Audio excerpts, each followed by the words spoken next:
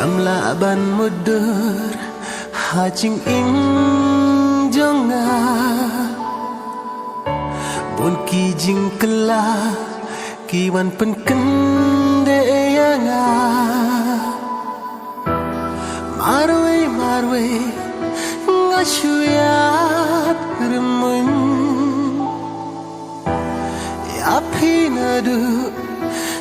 singa isku Man ki por ya pi ngaya kin ma ba ye thanga pun sin pi wan pa lanu kenyan poi sha pi nga krang ubleu la pinta ya Itik serkiba la nadu dono jonga